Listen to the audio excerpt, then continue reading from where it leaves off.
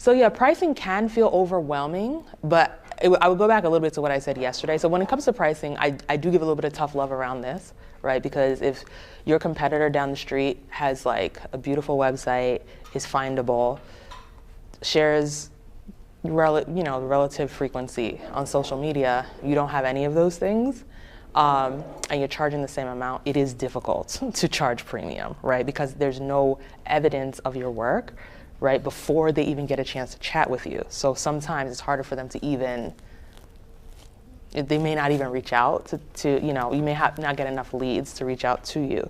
However, if you are doing the work, you're putting yourself out there, you have a website, I'm not saying professionally designed, but you have a website, you have recent images, not images from 7 years ago, but recent images on your website that reflect your current work. You've described what you're doing. You have, your social media is relatively recent. If you take a week or two off, that's fine, but just relatively like everything is reflecting your work. Your latest work is not all on your cell phone, right? It's like, it's actually out there for other people to see. Then I wouldn't worry about pricing. Right? And I think the stress of pricing comes in when you're not getting leads, because you are always, every single time you get a lead, you're like, I have to make this person a client. And if they don't, it feels like such harsh rejection because you don't have options.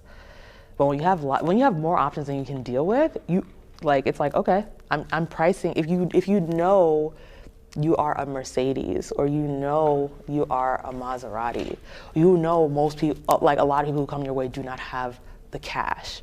So you don't feel rejected. You just know already where you are in the market, and you know that you've done the work to show people. It's not even just like, it's not like Instagram or your website is what makes you a good planner, but it's what helps other people to see you as one and to even want to work with you. So you've done the work to be good, to work on the way you plan. You've done the work to present yourself in a way that people can recognize you as one. So it's more about, okay, and then also, of course, you have a solid sales process, right? That's probably the most important thing. Once you start getting leads, you know how to close people, you know how to help people to see you as the ideal client.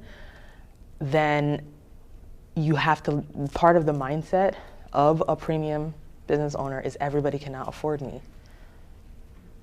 Once you accept that mindset, pricing isn't scary.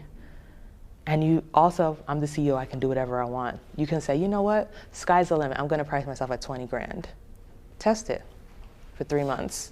If nobody buys, maybe the market can't bear it. Or maybe you haven't gotten to that status yet, right? To charge 20 grand, right?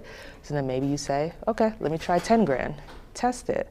Right? So there's also a level of being realistic here, right? I wouldn't advise anybody to go from, in a market where maybe the average for a planner is 6 grand and all of a sudden you're charging 20 and you just started, or people don't really know you and all that. I would, you want to get clients. The best way to showcase your work is by actually being booked and then showcasing the work afterwards. So you need to actually get the bookings first. So there's a level of being realistic.